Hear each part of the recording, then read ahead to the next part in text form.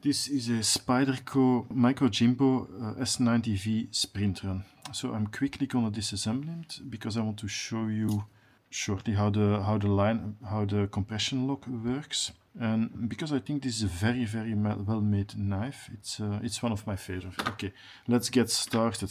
So I cannot really draw myself. So earlier I tried all AIs actually, to make a schematic, knife-like schematic of how a compression lock works. So we all know that it's between the tang and the stop pin. Well, it's impossible. It's impossible to get any AI to do a correct schematic of this. I cannot draw myself, so I decided, okay, I'll just unscrew one of my compression locks. I decided on a Microjimbo, and that's why we're doing what we are doing right now.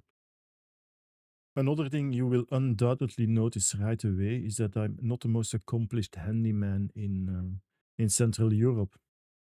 In fact, this is so complex to me that I'm so absorbed in what I'm doing that I actually completely forget to comment at all, and that's why I'm basically doing this voiceover now.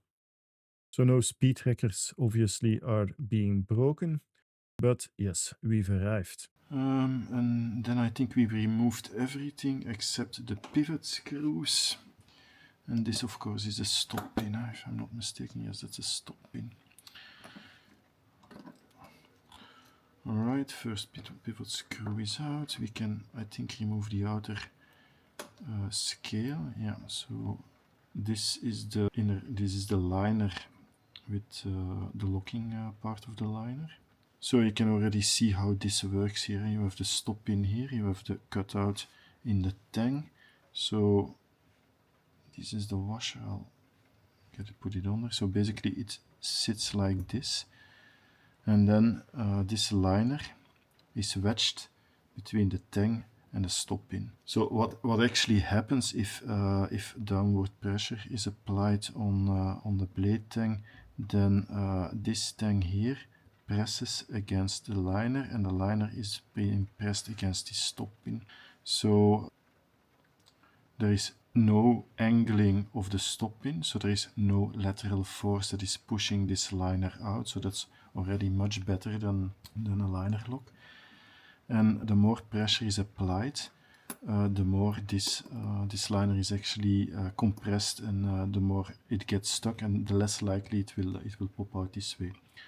And there is no reason why it would pop out this way already anyway. So how strong is this lock? Well, the liner lock, of course, it depends on downward pressure on the liner.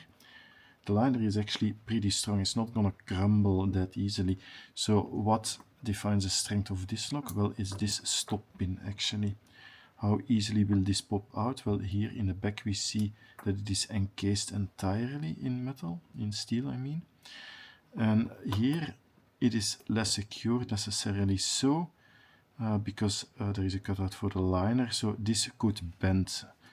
And this could potentially bend easier than a liner lock. So it's not necessarily that much stronger in this configuration. It is a much more clever lock, and it's less dependent on geometry. So if a knife is designed not entirely perfectly, for example, the locking, the angles of the blade tang, the angle of the liner, that could make a liner lock fail. That is impossible. So total strength is a bit dependent. It could go either way. Liner lock could be stronger than a compression lock. It all depends how thick this thing is here. So yeah, that's how this thing looks. Let's take a closer look on the rest. So you have the washers here, and then that's interesting. So you have the detent, the ceramic detent that defines how strong actually. So now this thing is here, as you can see. When this thing closes like this little ball will fit into this hole. It will click, and then it's the detent. And then what actually causes the resistance when you open your knife is to get this little ball pushed up out of this hole, and that's the detent. Well, quite clever. And then of course you have the washers, bronze washers, they last forever. And you have the back liner. So this little knife, I think it's a very cute little knife, has carbon fiber scales which are very strong, but also has completely full liners, which also definitely adds to the strength of the knife. I think it's a very, very well designed knife. Okay, let's quickly put it together again. Let's see if I can still find out how that actually works. So this one clicked in here. I think I'm gonna try to do that from the get-go. Yeah. So tick, yes. Okay, this one over here. No. Yeah, it's always harder to put something together than take it apart. That's a universal law. But on the other hand, this is a very, very simple. It's absolutely elegant in its simplicity. I must say that they make it quite oily on the inside. Yeah, well, it does protect, of course. So this is the sprint run version. It's one of two versions I have. I have actually two sprint run versions of this little knife. I just like it that much. I have the 15V version, and this one, the S90V with carbon fiber. Yeah, it's a bit of a boring video, assembling, disassembling things. I haven't done it before. I am not a mechanical wonder, so it's always a bit amazing if I manage to get things together again. I'm gonna put the clip on this side. So actually, I took it apart beforehand, before I did it together before I did it on video, just to make sure I didn't make too many silly mistakes. And I did make one silly mistake. I actually attached the clip the wrong way. That's why I'm well, the wrong way for me at least. That's why I switch it to this side this time. So it's almost therapeutic taking apart and putting together knives. It really quiets me down. Alright, let's see. How does that work? Oh, it's very tight. Oh, wow, yeah. Well, that is still just as tight as it was before. So the Microjimbo. One thing I like very much about this knife is because you have this straight edge, no curve whatsoever. It makes it very, very, very easy to sharpen.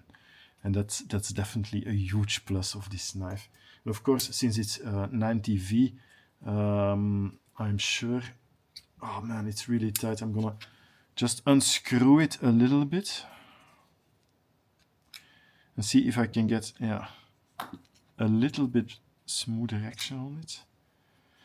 So the 15V is quite tight as well, but not as tight as this one. So this is better. Yeah, this is absolutely better. Oh, well, let's try again a little bit more. I don't have my Loctite here, but well, let's just get the right tension, and then I'll lock it in with the Loctite. Yes, okay, this is much better. Oh yeah, look how smooth it is now. Yes, actually, oh yeah, it drops. Okay. Wow, yeah, it is a bit on the loose side now. So this one is coming out a bit there. Just. Do we have blade play? No, we have no blade play whatsoever. Is it still smooth? It is relatively smooth. Can I still back Spidey flick it? Ah, yeah, I can still. Alright, we're done with this one. Voilà, that was the disassembling and assembling of this cute little knife.